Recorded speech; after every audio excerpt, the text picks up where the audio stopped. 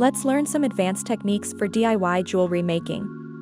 In this video, we're going to learn how to create a bead chain. This technique builds on basics like making wire-wrapped loops and using jump rings, so be sure to check out our basic techniques video first if you haven't already. This is what a bead chain looks like. The beads are connected using wire-wrapped loops at the end of each side and jump rings between the loops. It's a different aesthetic compared to a basic bracelet or necklace, and here's what they look like side by side. This is a great technique to learn to help you customize your designs. Also, notice how the bead chain bracelet uses less beads and charms than the basic bracelet. The trade-off is making a bead chain takes a lot longer because of all the extra loops we need to make. To make a bead chain, I like to create all of the components individually first. The components are made up of beads and charms with wire-wrapped loops at the end of each side. This is what it looks like up close.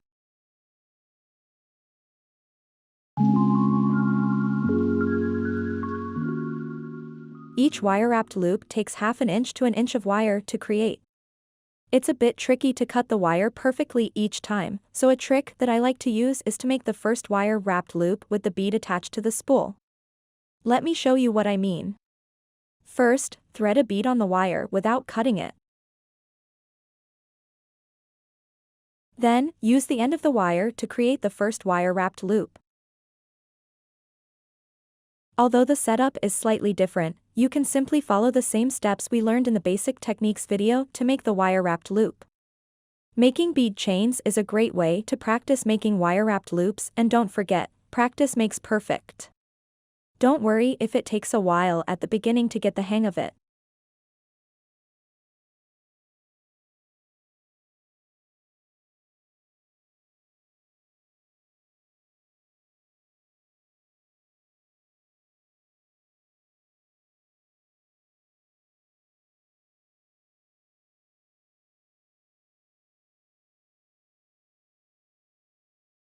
When you're done, it should look something like this. A wire-wrapped loop at the end of the wire and a bead with the wire still attached to the spool. Here's a better close-up shot. After we finish this step, we can make our second wire-wrapped loop. I usually eyeball around half an inch and then make a cut with the tool.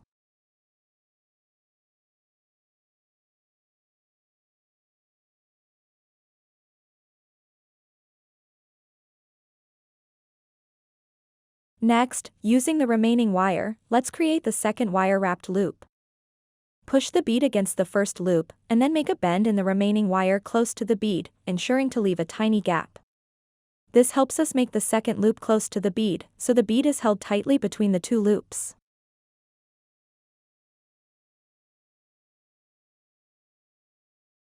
Try to make sure the loose ends of wire are tucked in.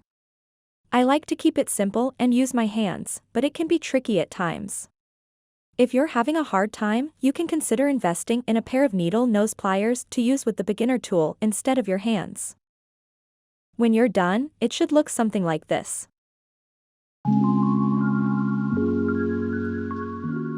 Once you learn how to make one component, the rest is just rinse and repeat. It might be a good idea to plan out the beads and charms you'd like for your design.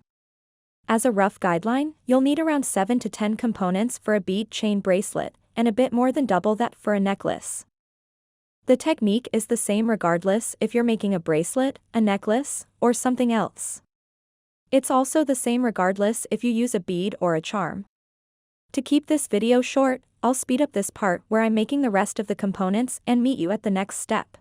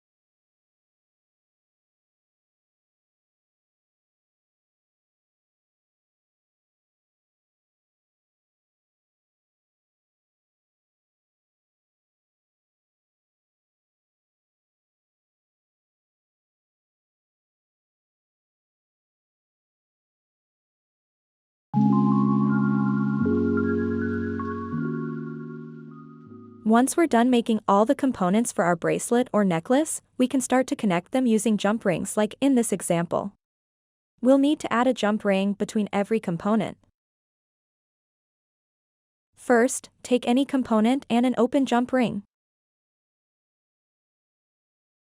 Thread the ring through one of the loops.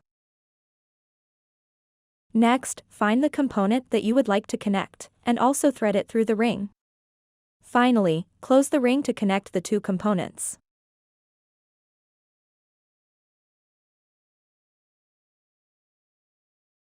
It should look something like this.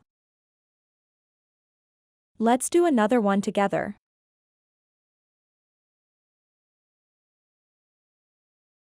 You can also add a dangling charm to your piece like in this example. To do so, simply take a charm of your choice and thread it onto the jump ring before closing it.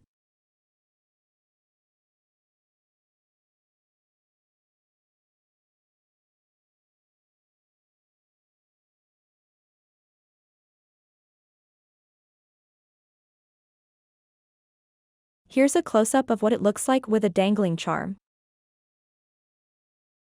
Now, let's repeat this step of connecting components until we get a length long enough for our bracelet or necklace.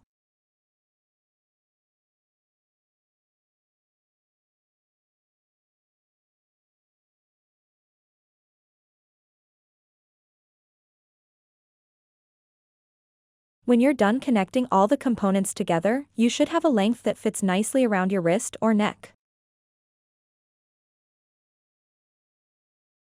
Now it's time to make our piece wearable. To finish our piece, let's use the same technique in the basics video.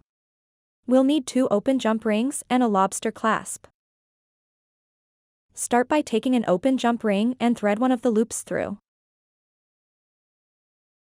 Add the lobster clasp and close the ring.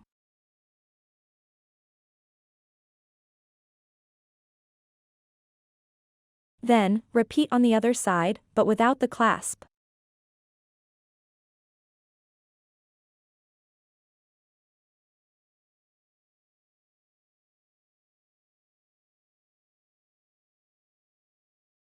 After all of these steps, our piece is finished and ready to wear. Congratulations on making your first bead chain. Once you get the hang of it, feel free to experiment with different ways of incorporating bead chains in your designs. For example, the entire piece does not have to be a bead chain, and each component can have more than one bead or charm. As always, if you get stuck on any of the steps or have any questions, please feel free to reach out to us.